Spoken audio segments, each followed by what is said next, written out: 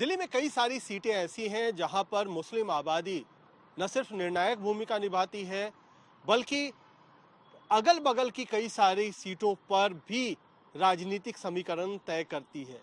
एक ऐसी ही सीट है नॉर्थ ईस्ट दिल्ली की सीलमपुर सीट।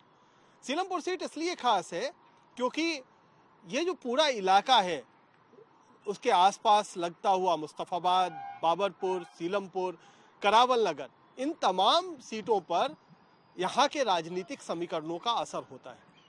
ये एक ऐसी सीट इस बार बन गई है जो एक तरीके से प्रतिष्ठा की सीट भी है, क्योंकि कांग्रेस से कई बार विधायक रहे, इनफैक्ट 1993 से लेकर 2013 तक लगातार विधायक रहे चौधरी मतीन इस बार कांग्रेस छोड़कर आम आदमी पार्टी में शामिल हो गए हैं और उनके बेटे चौधरी जुबेर इस बार आम आदमी पार्टी के टिकट पर चुनाव लड़ रहे हैं। यूं तो आम आदमी पार्टी ने 2015 और 2020 में यह सीट जीती, लेकिन आम आदमी पार्टी ने दोनों बार अपने विधायक चेहरे बदल दिए। यानी पहली बार उन्होंने 2015 में हाजी इशराक को चुनाव लड़ाया, उसके बाद 2020 में अब्दुल रहमान चुनाव लड़े और जीत गए। अब मजेदार बात यह है कि 2015 में जो हाजी इशराक विधायक थे वो भी कांग्रेस में शामिल हो चुके हैं और अब्दुल रहमान भी कांग्रेस में शामिल हो चुके हैं। अब्दुल रहमान सीलमपुर से कांग्रेस के टिकट पर चुनाव लड़ रहे हैं और हाजी इशराक बाबरपुर से कांग्रेस के टिकट पर गोपाल राय के सामने खड़े हैं। तो ये जो प्रतिष्ठा की सीट है, 3 पूर्व विधायक तीनों चुनाव लड़ रहे हैं, 2 कांग्रेस से और 1 आम आदमी पार्टी से, और जो कांग्रेस के पहले विधायक थे वो आम आदमी पार्टी में शामिल हो गए। तो बहुत रोचक मुकाबला है। हालांकि मतीन अहमद चुनाव नहीं लड़ रहे हैं, उनके परिवार से जुबैर चुनाव लड़ रहे हैं। आज हमारे साथ हमारा जो बेहद विश्वस्त और बेहद खास पैनल हमारे साथ जुड़ा हुआ, हमारे सबसे दाईं ओर सुमन, जो कि सहारा समय से लेकर कई सारे न्यूज चैनल्स में पत्रकारिता कर चुके हैं, लगभग 2 दशकों का उनके पास अनुभव। साथ में डॉक्टर रामेश्वर दयाल, जिन्होंने नवभारत टाइम्स, स्थान टाइम्स समेत कई सारे हिंदी अखबार पत्रों में कई दशकों तक अपना योगदान दिया है। संजय काव साहब, जो अभी डेक्कन हेराल्ड और डेक्कन क्रॉनिकल और एशियन एज से जुड़े हुए हैं। पहले उन्होंने टाइम्स ऑफ इंडिया और तमाम और भी अंग्रेजी समाचार पत्रों में उन्होंने भूमिका निभाई है। मेरा वतन उर्दू से हमारे साथ हैं अरशद फरीदी साहब, और अरशद फरीदी साहब अभी उर्दू अखबार जरूर निकालते हैं लेकिन हिंदी पत्रकारिता के बड़े नाम हैं। इन्होंने सहारा समाचार पत्र में कई दशकों तक योगदान दिया है। साथ में है संजय झा जी। संजय झा जी भी हिंदी और अंग्रेजी दोनों पत्रकारिता में महारत हासिल रखते हैं। टाइम्स ऑफ इंडिया से उन्होंने शुरुआत की, पायनियर में रहे, फिर सहारा समय में उन्होंने अपना योगदान दिया। और विनोद डबाज साहब, जो कि 2.5 दशक से दिल्ली की पत्रकारिता में एक्टिव है और आजकल वो अमर उजाला में है, पहले दैनिक हिंदुस्तान और दैनिक जागरण में भी रह चुके हैं। उनकी भी लेखनी जबरदस्त तरीके से बुलंद अपनी पहचान रखती है। तो आज हम शुरू करेंगे अरशद फरीदी साहब से। फरीदी साहब, ये जो मैंने बात कही कि ये एक तरीके से प्रतिष्ठा की सीट बन गई है, चौधरी मतीन की प्रतिष्ठा तो है ही, लेकिन जो 2 विधायक पहले रहे जो आम आदमी पार्टी से, उनके लिए भी ये प्रतिष्ठा की सीट होगी। क्या समीकरण हमें दिखाई पड़ रहा है इस वक्त सीलमपुर में? देखिए, सीलमपुर विधानसभा की जब से विधानसभा दिल्ली में बनी, पहला इलेक्शन दिल्ली में 93 में हुआ जी, तो चौधरी मतीन जनता दल के टिकट पे वहां से चुनाव जीते और उससे पहले उनका कोई बैकग्राउंड पॉलिटिकल नहीं था। अच्छा। चौधरी मतीन एक डीडीए में आई थिंक वो नौकरी करते थे, नौकरी छोड़ के वो छोटी किसी पोस्ट पे थे, वो छोड़ के आए वो, और वो रामवीर सिंह विदुड़ी, परवेज हाशमी और शुएब इकबाल, इनसे ये लोग शाही इमाम के संपर्क में आए। अच्छा। वो दौर 93 का ये था कि जब वीपी सिंह की सरकार थी और बुखारी साहब का एक जलवा होता था, बुखारी साहब के कहने पे बहुत कुछ जनता दल के टाइम में होता था, तो ये टिकट सब वहीं जामा मस्जिद से तय हुए एक्चुअली। अच्छा। हाँ, जनता दल के टिकट जामा मस्जिद से तय हुए। अच्छा। चौधरी मतीन उसमें इलेक्शन जीते 93 में। तो ये जो बाकी लोगों का तो पॉलिटिकल बैकग्राउंड था, आपने कहा मतीन अहमद का कोई पॉलिटिकल बैकग्राउंड नहीं था। हाँ, कोई तो बाकी लोगों का जो पॉलिटिकल बैकग्राउंड था, चाहे वो शोएब इकबाल रहे हों या फिर आप रामवीर सिंह बिदूरी की बात कर रहे हैं या परवेज हाशमी की बात कर रहे हैं, इन लोगों का तो पॉलिटिकल बैकग्राउंड था, ये कैसे आ? एक्चुअली सर रामवीर सिंह बिदूरी को छोड़ दो तो बाकी किसी का भी नहीं था। अच्छा, वे सब लोग भी 93 के ही लीडर हैं, पैदाइश है। 93 में ये जो एंटी कांग्रेस वेव थी जो मुसलमान के बीच में, क्योंकि ये राम मंदिर बाबरी मस्जिद का इशू बहुत चरम पे था, और उसके बाद का जो लीडरशिप इमरजेंसी, मतलब मुस्लिम वोट कांग्रेस से इतना नाराज था उस टाइम, जैसे कि आज की तारीख में वो बीजेपी से नाराज है। अच्छा, उस वक्त उसके लिए नरसिम्हा राव का दौर हुआ करता था। हाँ, नरसिम्हा राव का दौर होता था जी। तो मतीन अहमद वहां से बने, और एक्चुअली 93 के बाद लगातार वो इलेक्शन जीतते रहे, और एक इलेक्शन 98 में चौधरी मतीन को कांग्रेस ने टिकट नहीं दिया था। तो चौधरी मतीन इंडिपेंडेंट चुनाव जीते थे, निर्दलीय जीते थे। और उसका भी मैं आपको किस्सा सुनाता हूँ। उसमें भी मतलब कांग्रेस का अच्छा समय था वो। हाँ। उसमें भी मतीन का जीतना, मतीन इतने मतलब पॉलिटिक्स के मजहूब खिलाड़ी हैं कि यहाँ दिल्ली के प्रभारी होते थे आर.के. धवन साहब, स्वर्गीय आर.के. धवन साहब। और उनकी बड़ी सेकुलर इमेज थी। नई दिल्ली से सांसद भी हुआ, नई दिल्ली से सांसद थे, और क्योंकि प्राइम मिनिस्टर हाउस से बहुत जुड़े हुए थे इंदिरा जी से, तो यहाँ के जो प्रोमिनेंट मुस्लिम्स हैं उन लोगों का बहुत अच्छा प्रभाव था धवन साहब का।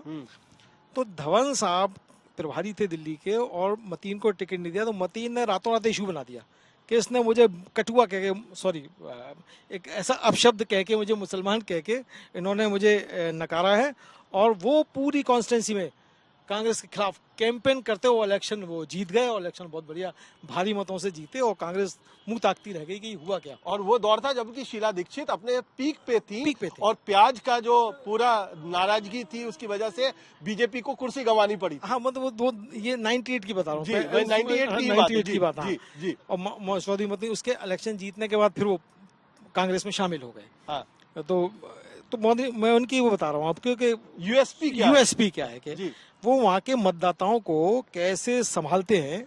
और अच्छा, उस इलाके में कोई दूसरा लीडर पनप ही नहीं पाया, मतलब कोई भी हो। पहले तो एमसीडी के 2 काउंसलर होते थे, फिर 4 हो गए, लेकिन चारों में मतीन का पूरा रहता था कि ब्लॉक अध्यक्ष से लेके काउंसलर तक उन्हीं की पसंद का होगा। अगर उनकी पसंद का नहीं होगा तो फिर वो उसकी जम के उसका विरोध करते थे कांग्रेस में।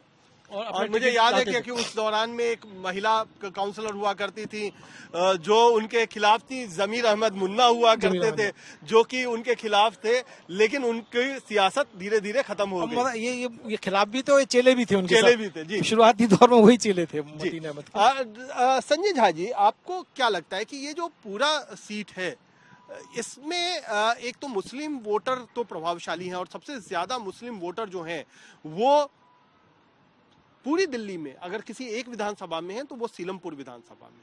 तो ये जो है, जो बात इन्होंने कहानी सुनाई कि मतीन चौधरी मतीन की, कि एक डीडीए का आम सा कर्मचारी एक नेता बन गया, तो ये क्या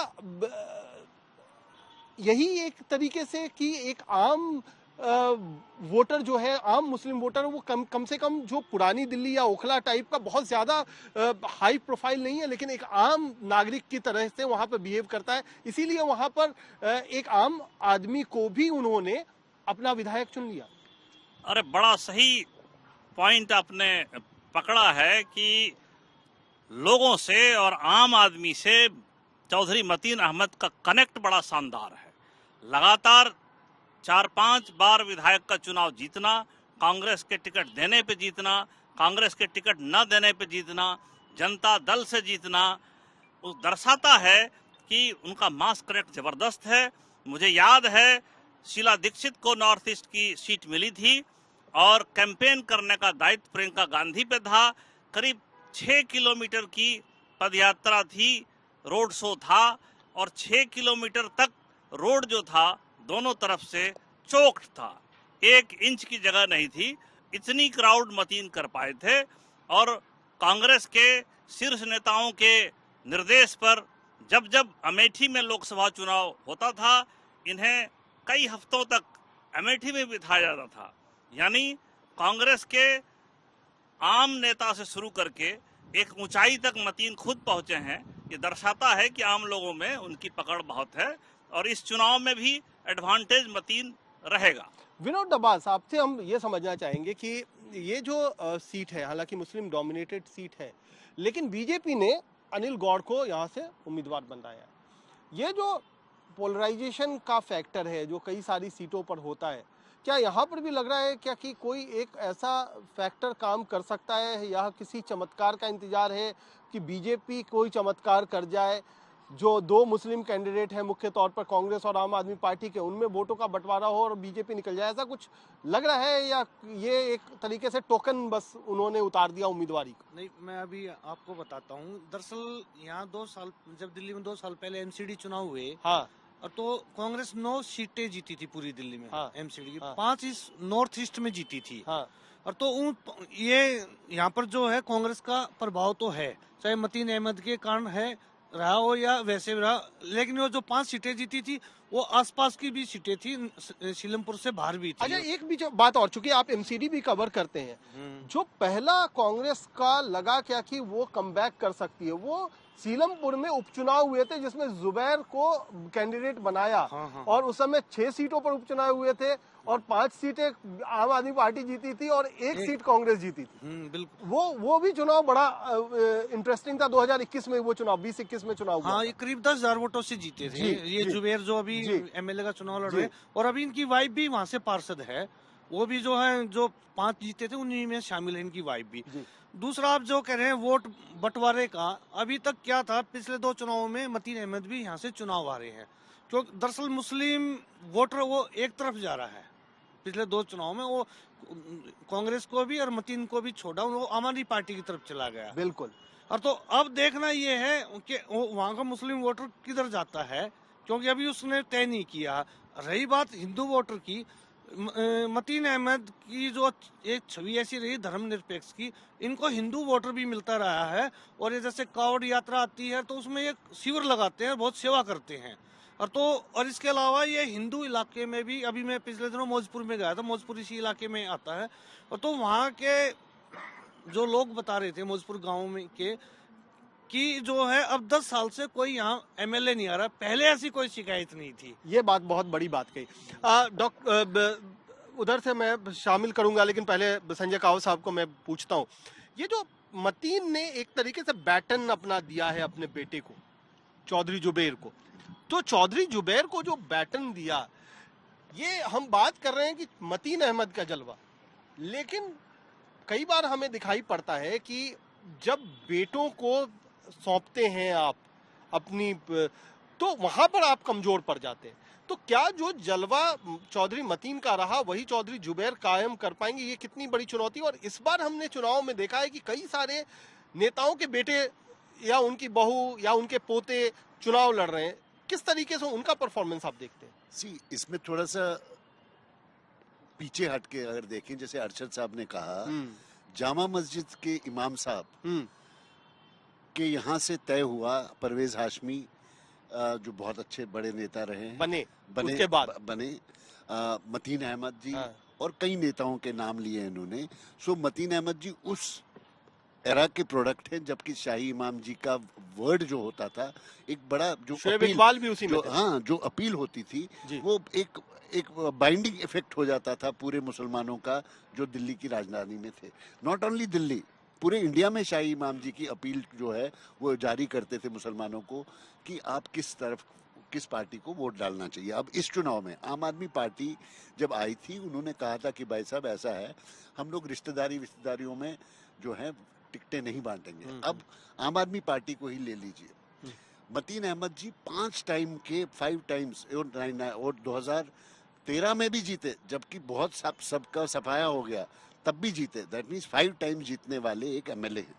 नंबर 1, शुएब इकबाल जी, मंजे हुए पॉलिटिशियन दिल्ली के, उनके बेटे भी लड़ रहे हैं, आले इकबाल लड़ रहे हैं। अब वो बालियान जी जो जेल में है, नरेश बालियान, उनकी वाइफ लड़ रही, पूजा जी वाइफ लड़ रही हैं। सो कई हद तक, और अगर ये तो हो गए हमने आम आदमी पार्टी के बारे में बोला, बाकी बड़े बड़े नेताओं के बच्चे जो कि ऑलरेडी पॉलिटिक्स में थे, साहब सिंह वर्मा जी के बेटे परवेज जी केजरीवाल को ही टक्कर दे रहे हैं, और खुराना जी के बेटे जो फर्स्ट चीफ मिनिस्टर इस दौर के रहे वो हरीश जी वो लड़ रहे हैं, और शीला दीक्षित जी के बेटे वो खुद लड़ रहे हैं।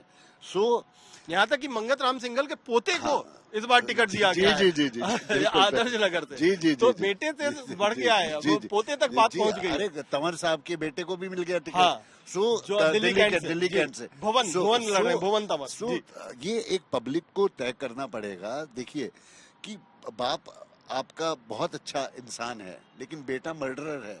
मैं ये नहीं कह रहा हूँ, क्या आपको बाप की परफॉर्मेंस के बेटे को वोट देना है या बेटे की परफॉर्मेंस को बाप को वोट देना? अब थोड़ी सी एक बात बताऊंगा। Over the period of time हमने इतने शोज किए, हम लोग क्या डिस्कशन कर रहे हैं? हम लोगों के मुद्दे हैं रेवड़ीज बांटी, हम लोग के मुद्दे हैं कि कौन बड़ा नेता, पार्टी का कद कहाँ जा रहा है, पार्टी किस तरफ जा रही है, मुसलमान कहाँ जा रहा है। जो पहले इलेक्शंस लड़े जाते थे वो बेसिक मुद्दों पे लड़े जाते थे। दिल्ली की सड़कों का जो है, मैं आपको एक छोटा सा एग्जांपल सैंपल बता रहा हूँ, बहुत इंपॉर्टेंट सैंपल बता रहा हूँ। दिल्ली में 83 में जो है जो सड़कों का नेटवर्क था, लेंथ ऑफ द नेटवर्क जो था,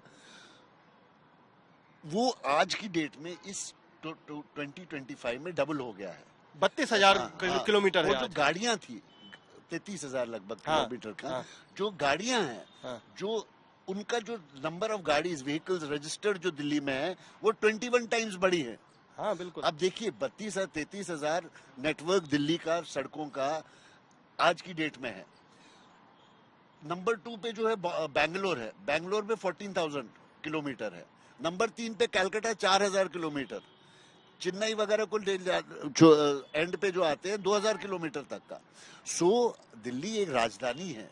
हमारे जो मुद्दे हैं, आज जो वसंत विहार में पानी नहीं है, एक छोटी बात बता रहा हूँ, बाकी जगह पे ऐसा नहीं मैं बोल रहा हूँ कि किसी पॉलिटिकल पार्टी के, ये मैं कह रहा हूँ कि जो मुद्दे हैं आपको ये लोकल मुद्दों को भी देख के, क्योंकि मतीन अहमद तभी मतीन अहमद बने, वो एक बार पार्टी जिता सकती है लेकिन आपका कनेक्ट अगर लोगों के साथ नहीं है तो आपको लोग वोट नहीं डालेंगे। अच्छा, डॉक्टर साहब को यहाँ पे मैं जोड़ूंगा।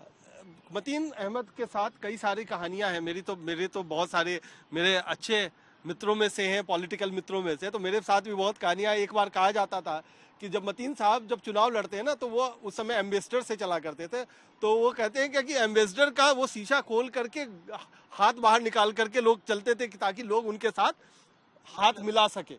तो ये उनके बारे में कहा जाता था। तो ये जो अब उस तरीके से हम बात कर रहे थे कि जमीन से जुड़े नेता वो तो अलग किस्म के हैं जो जमीन का कारोबार करते हैं, लेकिन जमीन से जुड़े नेता जो है उसमें मतीन साहब है कि जो जमीनी तौर पर लोगों से मिलते जुलते रहे। लेकिन अब जुबैर का जमाना है या अब्दुल रहमान का जमाना है। तो अब्दुल रहमान के बारे में ये कहा जा रहा है कि अच्छी टक्कर दे रहे हैं वो, कांग्रेस से में जब आए तो अच्छी टक्कर दे रहे हैं मतीन अहमद को। कुछ आप रोचक किस्सा बताइए सीलमपुर से जुड़ा, क्योंकि आपके से तो दर्शक जुड़ते ही हैं कि किससे कहानियां कुछ बताएंगे। डॉक्टर साहब के हाथ में माइक है तो सीलमपुर के बारे में मैं बताऊंगा कि भाई ये कॉलोनी कैसे बसी जी। उसके पीछे कारण ये है कि 80 के दशक से पहले तक, 80 के दशक तक यहाँ पे हनुमान मोहल्ला, अच्छा, बजरंग मोहल्ला, गली माता वाली जैसी सड़कें, गलियां और इलाके थे। आज वहाँ पे 100% मुसलमान हैं, लेकिन इलाके अभी भी वही है। मेरी ख्याल से देश या दिल्ली के अंदर कोई ऐसा एग्जाम्पल नहीं होगा, बहुत कम होंगे। हनुमान मोहल्ला, बजरंग मोहल्ला, गली माता वाली, और वहाँ पे 100% मुस्लिम्स हैं। देखिए सीलमपुर के अंदर मुसलमान तो शुरू से ही थे, लेकिन ये अचानक ही 50% से अधिक कैसे हो गया, उसके पीछे बड़ी रोचक कहानी है। रोचक कहानी ये कि 1975 के अंदर जब देश में इमरजेंसी लगी तो सबसे ज्यादा सो कॉल्ड जो अत्याचार है, सो कॉल्ड अत्याचार, वो पुरानी दिल्ली वालों के साथ हुआ। तुर्कमान गेट का कांड हम सबको पता है जी। वहाँ गोलियां चली, वहाँ से हजारों लोग हटाए गए।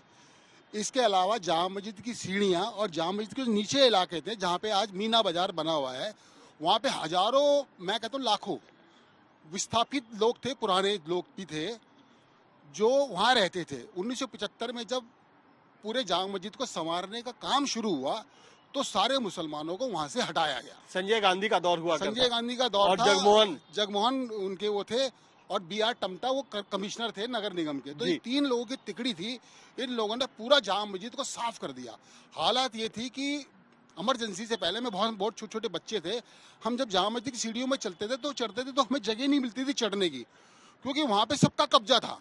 हाँ। कोई कबाब बेच रहा है, कोई बिरयानी चल रही है, कोई पराठे चल रहे हैं, हाँ, तो इस तरीके से लोहे की दुकानें मिल रही है। तो और जामा मस्जिद के आसपास सब तरफ सारी लोहे वालों की दुकानें हुआ करती थी जो औजार वगैरह बेचा करते थे। सब पे बुलडोजर चला के उनको हटाया गया, कुछ को वहाँ जगह दी गई और कुछ लोग फिर ये मान के कि भाई ये इलाका सीलमपुर जो है सबसे ज़्यादा पुरानी दिल्ली के पास है, आप जमुना पार कीजिए और आप सीधा सीधा सीलमपुर पहुंच जाइए। तो ये सीलमपुर बसने की एक कहानी है। अच्छा, दूसरी एक बात और है, जब ये सीलमपुर पूरा बस गया तो ये बड़ा अग्रेसिव इलाका रहा है। कुणाल जी को पता ही है कि 2002 के अंदर यहाँ बिजली का निजीकरण हुआ जी। बिजली का निजीकरण हुआ, कुछ हालात सुधरने लगे और बिजली चोरी जो पहले 62% तक पहुंच गई थी वो धीरे धीरे कम होने लगी। लेकिन बिजली चोरी जो है ना वो सीलमपुर इलाके में कभी कम नहीं हुई। लोग जाते थे BSES कंपनी के लोग और खूब पिट के आते थे, धुआंधार धुलाई पिटाई उनकी होती थी और जो उनको शहद दिया जाता तीनों था पाल जो कहा जाता है, तीनों पाल से धुलाई होती। हाँ, तीनों पाल से धुलाई होती थी। और वो जो इलाके अबे आ गया तू आ गया, अबे घेर लो इसको, अबे इसकी मतलब जो गालियां और जो मारा जाता था, तो BSES वालों ने डर के हमारे वो जाना ही छोड़ दिया। उसके बाद वो जो दिल्ली इलेक्ट्रिसिटी एक्ट आया, उसके बाद थोड़ा सा ये कानून प्रभावी हुआ। तो ये जो बड़ा शानदार और जानदार इलाका है और इसको मैं सांप्रदायिक नहीं बोलूंगा, कट्टरवाद है, कट्टरपन है, वो तो होता ही है। लेकिन ये है कि ये जो बसा है उसके बाद फिर यहाँ पे चौधरी मतीन ने जो जलवे दिखाए वो भी अलग हैं। वो जो आपने बताया ना कि सीढ़ी से निकलते हैं, वो हाथ निकालते हैं और वाकई में उनका जलवा रहा है। और सबसे बड़ी बात यह है कि अब तो खैर हिंदू और मुसलमान वाला ध्रुवीकरण हो गया, लेकिन वो भी दौर हमने देखा है जब मुसलमानों के अलावा हिंदुओं ने, ब्राह्मणों ने, दलितों ने चौधरी मतीन को दिल खोल के वोट दिया। सुमन, इस बार का जो समीकरण हमें दिख रहा है, क्योंकि चौधरी मतीन है लेकिन 2 बार तो वो नंबर 3 पर रहे हैं और 2013 में वो चुनाव जीते जब कांग्रेस ने 8 सीटें जीती थी, उसके बाद वो चुनाव नहीं जीत पाए। तो एक तो हम बात मानेंगे कि जैसे आम आदमी पार्टी का प्रभाव बढ़ा, चौधरी मतीन का निजी प्रभाव कुछ कम हुआ। लेकिन अब चूंकि मतीन साहब खुद आम आदमी पार्टी में चले गए हैं और बेटे को चुनाव लड़वा रहे हैं, तो क्या आपको लगता है कि वापस चौधरी मतीन का जलवा लौटेगा या फिर अब वो दौर ढल चुका? देखिए, दोनों बातें आपने कह दी कि अब वो दौर आएगा नहीं, इस बात को समझिए, क्योंकि 2 बार खुद ही हार चुके हैं। अब बेटे को उन्होंने मौका दिया है। अब बेटे को मौका इसलिए दिया कि भैया अगर इस बार भी वो हार गए तो फिर उसके बाद उनकी पूरी दुकानें लगभग बंद हो जाएगी। और इस बार जो आम आदमी पार्टी ने जो टिकट दी है ना, बड़ी दिलचस्प बातें आपको बताएं। उनसे पूछा गया कि आपका अपने कार्यकर्ता को क्यों नहीं तवज्जो दे रहे हैं, या जो विधायक जीता हुआ है आप जान रहे हैं कि वो विधायक जीत रहा है या जीता हुआ है, फिर आप उसकी टिकट काट रहे हैं। फिर क्योंकि उसमें से जो बड़े वरिष्ठ कार्यकर्ता थे लगभग 7-8 साल 10-12 साल से उनके साथ 20 विधायकों को काटे गए हैं।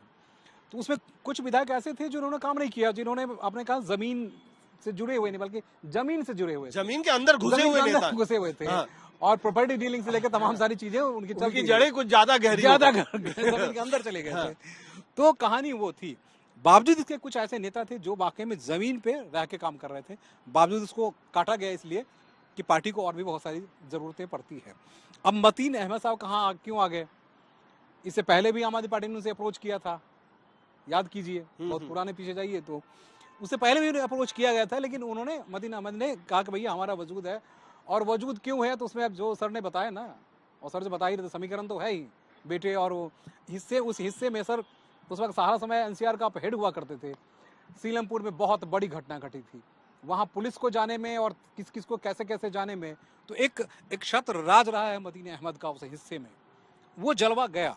अब यहाँ आम आदमी पार्टी की हम बात करते हैं इसलिए कि आम आदमी पार्टी के वरिष्ठ नेता जो है वो ये कहते हैं कि भैया इस बार हमें चेहरा नहीं, विनिबिलिटी चाहिए।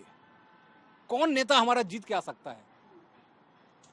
और एक और बात मैं बता दूं कि नेता कौन आ सकता है, तो मतीन अहमद की पकड़ तो है भाई, हजारों वोटर्स हैं उनके, बिल्कुल वो वोटर्स हैं ही, और साथ में आम आदमी पार्टी जुड़ जाए। और भी कुछ कहानियां हैं जो मैं ऑन एयर नहीं बता सकता, इसके पीछे और भी बहुत दलीलें हैं, बहुत समीकरण है, लेकिन उसको आप बनाई, कुछ तो इशारा कीजिए, पूरी खुल के इशारा मुझे पार्टी फंड कहाँ भाई, अच्छा, इस पार्टी को कहाँ लड़ने के लिए भी पैसा लड़ने चाहिए। के लिए भी पैसे चाहिए। बिल्कुल, ये तो बात है ही। पहले ही कह दिया गया था जिस व्यक्ति के, जिस विधायक के पास जो कैंडिडेट है, अगर उसके पास फंड नहीं है तो आगे मत आना, आगे मत आना। और पहले समीकरण से पूछ लिया गया था भाई तुम लोग कैपेबल हो, लड़ोगे, कुछ है दिखाने के लिए, तो हो गया। उसके बाद वो कहा चलो ठीक है। तो सर ये एक बहुत बड़ा ईमानदारी फैक्टर जो है बहुत, हाँ, ईमानदारी को पीछे रखा गया। खर्चे जो आएंगे वो खर्चे आपको करने ही हैं। पार्टी में क्या कर सकते हैं, अब आप एक और उसी समीकरण से जुड़े हुए गोपाल राय साहब को ले लीजिए ना। हाँ। अब गोपाल राय की सीट वहां फंस रही है, मतीन अहमद आ गए, हाजी इशराक जो पहले 2015 में विधायक थे वो उनको टक्कर दे रहे हैं बाबरपुर में कांग्रेस से। बिल्कुल सटा हुआ है ना सर। हाँ, बहुत ज्यादा हाँ। बहुत ज्यादा फर्क नहीं। उनके पसीने क्यों उतर रहे हैं? पसीने क्यों उतर रहे हैं तो आप सोच लीजिए। लगातार पिछले, जब केजरीवाल जेल गए, उसके बाद फिर निकले, उसके बाद आतिशी बनी सीएम, उसके बाद इनके अंदर की जो मतलब क्या कहते हैं वो महत्वाकांक्षा जगह, यार सबसे बड़ा सीनियर मैं पॉलिटिशियन हूँ और मुझे ये जो है वो कुर्सी मिलनी चाहिए। मतलब मुझे तो ऐसा बना दिया कि पूछो मत। सिर्फ आओ गाड़ी में बैठ के 2 घंटे बैठो, उसके बाद अच्छा प्रदेश का कोऑर्डिनेटर है लेकिन वो एक निगम पार्षद का टिकट नहीं दे सकता। क्या मतलब हालत पूर्वांचल के नेता का हो सकता है, वो कभी पूछना हो तो उनसे पूछिए। तो एक दर्द जो था वो कैबिनेट की बैठक में बार बार उभर के आता था। जैसे आतिशी कुछ बोलने लगती थी, खट से वो खड़े हो जाते थे, ना तुम ये ऐसा कर गलत कह रहे हो। सौरभ भारद्वाज मुस्कुराता रहता है। उसके बाद दूसरे मंत्री जो हमारे हैं जो सिर्फ मुस्कुराते थे, और वहाँ जो चीफ सेक्रेटरी और तमाम सारे सेक्रेटरी है वो हंसते थे। तो भाई साहब अचानक, ये इतने दिन पहले तो कभी कुछ बोलते नहीं थे, अचानक इनकी, तो उनकी महत्वाकांक्षा और उनके तमाम सारी चीजें जो है उधर से लाके खड़ा कर दिएगा। और इस बार हो सकता है मतीन अहमद जीत जाए, बेचारे गोपाल राय। अच्छा अरशद भाई, एक सवाल है कि जो जुबैर जब पॉलिटिक्स में आए तो जुबैर आए 2021 के, जो हमने बाईपोल की, एमसीडी बाईपोल की चर्चा की, उस समय जो उनका यूएसपी था वो था कि अरविंद केजरीवाल ने जिस तरीके से मुस्लिमों के खिलाफ खास तौर पर जो काम किए, चाहे वो 2020 का दंगा रहा या 2020 में जिस समय कोविड आया, उस समय जिस तरह से मरकज के बारे में जो बातें की गई, वो तमाम मुद्दों को बहुत अंदर तक उन्होंने उसको उठाया, इस मुद्दे को उठाया। लेकिन अब वही जुबैर जो हैं वो आम आदमी पार्टी में आ गए हैं, तो क्या वो मुद्दे गौण हो जाएंगे? क्योंकि लोग तो पूछेंगे ना कि जिस समय आप वो मुद्दे उठा रहे थे उसी वजह से आप आज सियासत में किसी भी मुकाम पर पहुंचे हैं, अब वो मुद्दे कहाँ चले? देखिए, थोड़ा मैं आपके प्रश्न से मैं इत्तेफाक नहीं करता हूँ, मतलब मेरी राय इस पे बिल्कुल भिन्न है जी, कि दिल्ली के मुसलमानों ने वो मरकज वाला इशू या दंगों वाला इशू को कभी इशू बनाया ही नहीं जी, बन ही नहीं पाया दिल्ली में वो इशू कि केजरीवाल साहब ने ये किया। मन में कहते रहे, चर्चाओं में रहा, लेकिन जब मतदान का वक्त आया तो जाके वो केजरीवाल को वोट देके आ गए, आम आदमी पार्टी को, क्योंकि उनके सामने टारगेट ये था कि यार किसको दें, बीजेपी जीत जाएगी। तो वही जब मतीन अहमद के बेटे जब पार्षद का चुनाव लड़े तो इशू एंटी केजरीवाल नहीं था, वहां पर यह था कि मतीन का बेटा आया है, थोड़ा सा ग्राफ उसका डाउन हो चुका था अपना आम आदमी पार्टी का, और पुराना इनका कनेक्ट है जो मतीन अहमद का, उसके हिसाब से उनको वोट मिला। लेकिन मुद्दे तो उन्होंने उठाए ना, ये सारे उठाए मुद्दे। अब ऐसा ना, उस वक्त और तो कुछ था नहीं कहने के लिए जी, यही था भाई देखो मैं ही हूँ, मैं आपकी रक्षा करता हूँ, मैं आपके बीच का हूँ, और इन्होंने ये किया। भाई आप मुसलमान वोट की जब बात करेंगे वहाँ तो उनको यही बताएंगे कि how he is anti Muslim, उसकी क्या यूएसपी जो है उसको कैसे डाउन करेंगे। तो मुद्दे तो उठे वहाँ, मुद्दे उठे, लेकिन लोगों का जो मतदान का जो समय था और काउंसलर में थोड़ा सा डिफरेंट भी रहा है लोगों की ओपिनियन। एमएलए तो लगता है कि ये विधानसभा में जाएगा, ये मतलब बीजेपी और कांग्रेस की बात है, लेकिन वहाँ लोकल इश्यूज रहते हैं उसमें। चौधरी मतीन का मैं एक आपको किस्सा सुनाता हूँ, मुझे याद आ गया जी। ये 93 में जनता दल से विधायक बने जी। उसके बाद अचानक एक दिन एक प्रेस कॉन्फ्रेंस बुलाई गई, कनिष्का होटल होती थी, ये हाँ। शंग्रीला कनिष्का होटल होती थी, दीपचंद बंधु प्रदेश अध्यक्ष थे, दीपचंद बंधु प्रदेश अध्यक्ष थे। तो उसमें अचानक प्रदेश अध्यक्ष ने कॉन्फ्रेंस बुलाई थी, हम लोग गए वहाँ, तो वहाँ रामवीर सिंह विधूड़ी, चौधरी मतीन और परवेज हाशमी, तीनों की अचानक घोषणा हुई कि कांग्रेस में आ गए। तो उन्होंने कांग्रेस बंधु जी ने घोषणा की कि इनको हम कांग्रेस में। अच्छा, उससे कुछ दिन पहले उन्होंने जनता दल विधूड़ी भी बनाई थी, कुछ 17-18 दिन के लिए एक दिन थोड़ा सा वक्त था जब उन्होंने जनता दल को ही तोड़ दिया। वो जनता दल बना और फिर उसके बाद वो कांग्रेस में वो कांग्रेस में पूरी की पूरी कांग्रेस में मर्ज हो गई जी। तो जब मर्ज हो गई, चाय पी रहे थे तो मतीन हमारे साथ खड़े हुए थे, चौधरी मतीन। अच्छा। तो मतीन बड़े मायूस थे। अच्छा, परवेज हाशमी वो सॉरी शुएब इकबाल उसमें शामिल नहीं हुए थे। हाँ, शुएब ने डिसीजन लिया कि मैं वही रहूंगा, जनता दल में ही रहेंगे। जनता आई भी नहीं थे वो। हाँ। तो मतीन साहब कहते हैं कि यार देखो, हमें इसने जबरदस्ती ज्वाइन करा लिया, हमारा तो वोटर ही एंटी कांग्रेस है। हाँ। मतलब मैं उसकी बता रहा हूँ उनकी पॉलिटिकल सोच। कहना मेरे तो विधानसभा में वोट ही मुझे एंटी कांग्रेस के नाम पे मिलता है, इसी पे मैं जीता हूँ। अब इन्होंने मुझे इसमें ज्वाइन कर दिया, अब हम क्या करें, हम तो बड़े फंस गए। अच्छा, एक चर्चा थोड़ी आपने की 1993 की, मैं थोड़ा 2013 फास्ट फॉरवर्ड 93 की बात नहीं है, ये 95 की बात है। 95 की बात है। 2013 में फास्ट फॉरवर्ड करते हैं, जब 8 सीटें कांग्रेस को आई थी और 32 सीटें बीजेपी की थी और 28-29 सीटें जो आम आदमी पार्टी की थी। उस समय भी बीजेपी की चर्चा थी कि वो सरकार बना लेगी और उस समय भी मतीन अहमद को, आसिफ को और बाकी लोगों को अप्रोच किया गया कि वो पार्टी तोड़ करके आ जाएं, बीजेपी में शामिल हो जाएं, उनको मंत्री बना दिया जाएगा। उसका कुछ उसके बारे में कुछ बताइए। देखिए ऐसा है ना, वो सब चर्चाएं चली थी, लेकिन इन लोगों को भी अपना भविष्य पता था जी कि अगर हम बीजेपी में जाएंगे तो कहीं के नहीं रहेंगे। हाँ। इन्होंने ये ऐसा नहीं कि कोई मतलब वो बहुत उस पर उदारता से फैसला लिया है, उन्होंने अपना राजनीतिक भविष्य को देखा है। आज हम लोग मतीन की चर्चा तो कर रहे हैं ना यहाँ बैठ के कि भाई कि मतीन जो है वो इस कंडीशन के नेता है, वहाँ पर उनका ये प्रभाव है। अगर बीजेपी में चले जाते ये लोग तो कहीं के नहीं रहते ये लोग, इनका बिल्कुल ही भविष्य समाप्त हो जाता। इसलिए ये लोग जो है, ये असल में उस वक्त दौर ऐसा था ना कि सबको अपनी बनानी थी यूएसपी कि भाई ये देखो बीजेपी मुझे बुला रही है, मैं नहीं जा रहा हूँ, मैं ही असली कांग्रेसी हूँ। संजय झा जी, क्या लगता है क्या कि इस बार मुद्दे और भी रहेंगे वहां पर, या यही हिंदू मुसलमान रहेगा, या चौधरी मतीन के इर्द गिर्द घूमता रहेगा? क्या आपको लगता है कि किस तरीके से आप सीलमपुर का चुनावी गणित देख रहे हैं घूमता हुआ? नहीं, पूरी तरह से चुनावी गणित जो है वो मतीन जो है 5 बार के विधायक रहे हैं, मास कनेक्ट बहुत जबरदस्त है। जैसा मेरे दूसरे साथियों ने कहा कि भले ही डोमिनेंट ज्यादा आबादी मुसलमानों की है, वहाँ हिंदू की भी तादाद है और हिंदू वोट भी बड़ी संख्या में मतीन को आता है। तो ये जो स्पेशल फीचर मतीन के साथ जुड़ा हुआ है कि वो एक निर्विवाद सेक्युलर फेस हैं पूर्वी दिल्ली के, और यही कारण था कि शीला दीक्षित से लेके कांग्रेस के शीर्ष नेता तक उन पे भरोसा जताते थे। तो मुझे लगता है कि अपने 30 साल के कनेक्ट को, मास को जोड़कर वो एक प्रभावी भूमिका निभा पाएंगे और एक एज ले पाएंगे आम आदमी पार्टी के कैंडिडेट के रूप में अपने बेटे के लिए। विनोद, ये बताइए क्या कि यहाँ पर क्या आपको मुख्य मुकाबला क्या लग रहा है? बीजेपी है कहीं शामिल, या कांग्रेस और आम आदमी पार्टी में ही होगा, अब्दुल रहमान में और जुबैर में? अभी मैं ये भी बताऊंगा, अभी आप चर्चा कर रहे थे ना कि नेताओं के बच्चे चुनाव लड़ रहे हैं इस बार। मैं 2013 में जा रहा हूँ। अभी तक जो 2013 की बताऊं या इस दौर की पार्षद और एमपी की बात छोड़ के विधायक में, 2013 में 3 नेताओं ने अपने बच्चों को चुनाव लड़ाया था। प्रोफेसर विजय कुमार मल्होत्रा ने अपने बेटे को अजय को लड़ाया, ग्रेटर कैलाश से अपनी सीट पे लड़ाया। सज्जन कुमार ने पूरी सेफ सीट देख के अपने बेटे को संगम विहार से लड़ाया, और महाबल मिश्रा अपने बेटे के लिए डाबरी से द्वारका से विनय को लड़ाया। हाँ नहीं, वहाँ से नहीं मिला उनको, फिर पालम से मिला, पालम से। जी बिल्कुल। और तो ये तीनों नेताओं के बेटों को चुनाव में हार का मुंह देखना पड़ा था, मैं आपको बताऊं।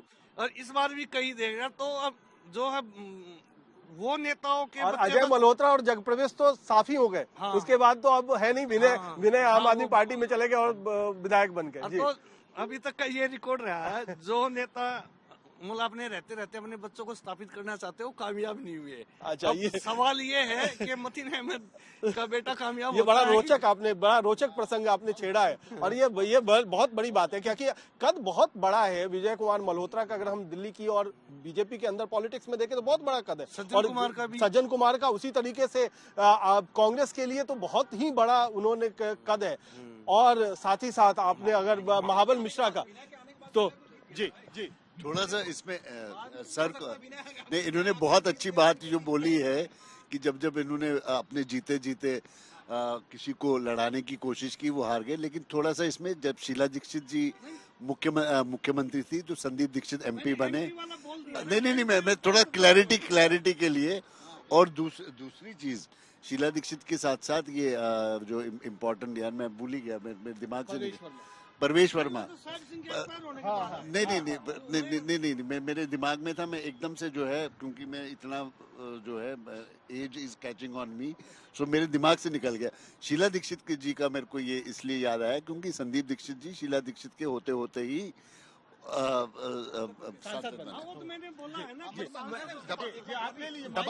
डबाजी वो नहीं, सज्जन कुमार जी जब 84 के उन पे आरोप लगे, जब टिकट वगैरह नहीं मिले, तो उन्होंने अपने ब्रदर को, रमेश जी को एमपी बनवाया। मतलब उनको उनके टिकट के लिए बैठ। मैं समझ हम लोग जो देखेंगे प्रोग्राम, थोड़ा कंफ्यूजन न हो। देखिए जी, ये जब आम आदमी पार्टी का इमर्जन हुआ शीला जी के बाद, तो वो माहौल अलग था। वहाँ मुझे ये नहीं पता कि मेरा विधायक कौन है, इवन मैं जंगपुरा रहता हूँ, मुझे नहीं पता वहाँ प्रवीण कुमार कौन है। वहाँ पर लोग जो है वो झाड़ू के ऊपर वोट लगा के, मोहर लगा के आए। देखिए उसमें बहुत बड़ा योगदान जो है दिल्ली के दलित वोटर का है। इसको समझिए, मुसलमान तो एक तरफ हो गया, दलित वोटर जो था, वो जो कांग्रेस का ट्रेडिशनल वोट था, दिल्ली में ट्रेडिशनल वोट था, वो किसी भी हालत में, मतलब कैसा भी कम्युनल फेस आया हो, कुछ भी मतलब आया हो, लेकिन दलित वोट कांग्रेस के साथ खड़ा रहता था। तो वो वोट जब एक तरफ गया, मुसलमानों को जब ये लगा कि ये वोट गया, इसके साथ अगर हम जाएंगे तो बीजेपी को रोक पाएंगे, तो वो वोट चला गया। केजरीवाल आए, केजरीवाल ने कुछ लोक लुभावन ऐसी स्कीमें दी कि जो लोगों को प्रभावित करा, जिन लोगों ने, और वो उसके साथ, इसीलिए आज मतीन और जिन नेताओं की हम बात कर रहे हैं सुमन जी, तो भाई अगर इतने प्रभावशाली नेता आप थे तो फिर आप क्यों नहीं जीते? आपके मुसलमान को नहीं रोक पाए, आप दलित को नहीं रोक पाए, अपने साथ नहीं ला पाए। देखिए पॉलिटिक्स में 2-3% का खेल होता है, तो अब मतीन तो प्लस में आ गए कि मतीन ने यही सोचा कि भाई वो प्लस में आ गए कि मैं अगर इनके साथ, मैं आम आदमी पार्टी में चला जाऊंगा, मेरा प्रभाव प्लस आम आदमी पार्टी का वोट। मावर मिश्रा उनके लिए एग्जांपल है ना। हाँ, राइट। तो वो जो है ना, वो कॉन्स्टिट्यूंसी से बाबरपुर का भी आप जिक्र कर रहे हैं, तो इन सभी जगहों पे ये वाला समीकरण काम करेगा। जो जैसे मैंने कहा, मतीन ने 95 में कहा था, यार हम तो फंस गए, ये तो हमारा तो वोटर ही एंटी कांग्रेस है। तो अब वही स्थिति है, मतीन ने यही निर्णय लिया है अब कि भाई मेरा वोटर जो है वो एंटी बीजेपी है, और फिर आप आम आदमी पार्टी है, तो मैं क्यों ना इसमें जाके अपने आप को एस्टेब्लिश कर लूं। जी डॉक्टर साहब, फिर दवा साहब, पहले मुझे बोलना है। अरे पहले दबाजी रुकिए, पहले डबाजी आप जो भी बोल रहे हैं, वो आपकी बात को हम आगे बढ़ा रहे हैं। आप हमारे जो ना दिल्ली देहात के 21 सीटों नहीं 25 सीटों के नेता हैं। सारी जानकारी आपके द्वारा हमें मिल रही है। देखिए हमेशा सवाल उठता है कि मुद्दे क्या हैं, हार जीत का फैसला कौन करेगा, क्या करेगा। इससे पहले भी जो परिवारवाद वाली बात हुई, वो इस देश की राजधानी दिल्ली के अंदर अभी भी मुझे तो वो बड़ी शर्म की सी बात लगती है कि भाई अभी भी बाप बेटा चाचा भतीजा फूफा ना ये इलेक्शन लड़ा जा रहा है, ना इश्यूज हैं, ना कोई विकास की बातें हो रही हैं, ना कोई सड़क की बात हो रही है, ना अस्पताल की बातें हो रही है। मैं कुणाल जी से बोलूँगा कि कुणाल जी अब हम उसके ऊपर भी कुछ बात करना चाहेंगे, बहुत हो गया। अब हम बताना चाहेंगे अपने दर्शकों को हकीकत की, भाई असलियत में ज़मीनी हकीकत की इस दिल्ली में हो क्या रहा है। हमारे ऊपर बड़ी जल्दी आरोप लग जाते हैं ना हमारे दर्शकों को कि भाई ये फलाना पार्टी से रिलेट करते हैं, ऐसा कुछ नहीं है। हम दिल्ली के लोग हैं और आपको हम बिल्कुल आश्वस्त करना चाहते हैं कि हम आपको पूरी हकीकत बताएंगे, जिस पे आगे बात हो। पहले मेरी बात पूरी नहीं, क्योंकि आप अगर माइक ले लेंगे तो फिर आप से माइक ले पाना बड़ा मुश्किल काम हो जाता है। देखिए इशूज़ की बात हो रही है यहाँ पे। सीलमपुर सीट तो सीधी सी बात है, मुसलमान 50% से ऊपर हैं सबसे ज़्यादा, और 12% ब्राह्मण, 2-4-8% दलित वगैरह है, सब कुछ हैं। मुसलमान वोटर्स के बारे में अब तो डिसाइड हो चुका कि भाई जो बीजेपी को हराएगा हम उसको वोट देंगे। अब देखना ये है कि इनके अंदर आपस के अंदर क्या विचार विमर्श होता है, मुस्लिम्स वहाँ के उलेमाओं में, वहाँ के नेताओं में, कि उनको किसको वोट देना है। कांग्रेस के बारे में थोड़ा बहुत ठीक है, पॉजिटिव माहौल चल रहा है, वो अलग बात है, लेकिन फैक्टर वही काम करेगा कि जो बीजेपी को हराएगा उसको ही सीलमपुर का वोट 100% जाएगा। थोड़ा बहुत टूट टाट जाए इसकी संभावना तो हर जगह बनती है, लेकिन मेरा मानना तो ये है कि जो बीजेपी को हराएगा वो जीत जाएगा। हम चर्चा कर रहे थे, जो है आप पूछ रहे थे क्या माहौल है, कौन जीतेगा। कांग्रेस के बारे में बताया था कि वहाँ 5 पार्षद जीते थे इस बेल्ट में। इसके अलावा कांग्रेस ने मुस्लिम वोटर को आकर्षित करने के लिए इस बार 7 टिकट दिए हैं। मतलब पहली बार मेरे ख्याल से किसी पार्टी ने इतने टिकट दिए हैं।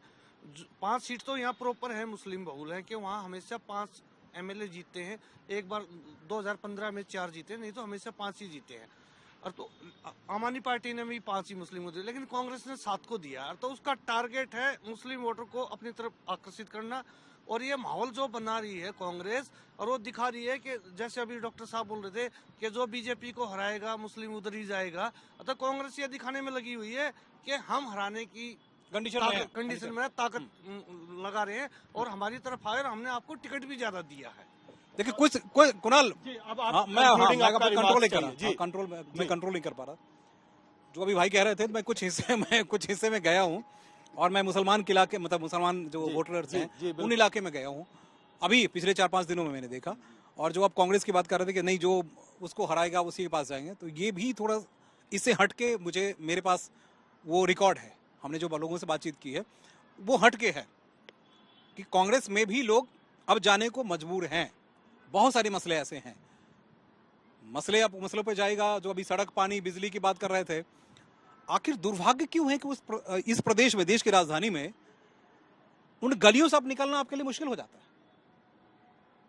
लाखों वोटर्स हैं, उनके मंत्री की इतनी औकात नहीं होती कि रसद के अलावे कोई मंत्रालय आप संभाल नहीं सकता क्या? वो मंत्री चांदनी चौक के, खासकर वो बल्ली मराना उस हिस्से से आता है जहां बार बार हम लोग जिक्र कर रहे थे 30% रेवेन्यू जो है दिल्ली सरकार को, वहीं से इमरान हुसैन। जितनी पार्टियां आई, उन पार्टियों की देखिए कि सिर्फ मुसलमान वोट हमें चाहिए। आज उनके बदहाली पे किन किन लोगों ने काम किया। कांग्रेस अब वही जगाने की यहाँ कोशिश कर रही है कि हमने तुम्हारे लिए काम किया। उस वक्त काम हुआ था।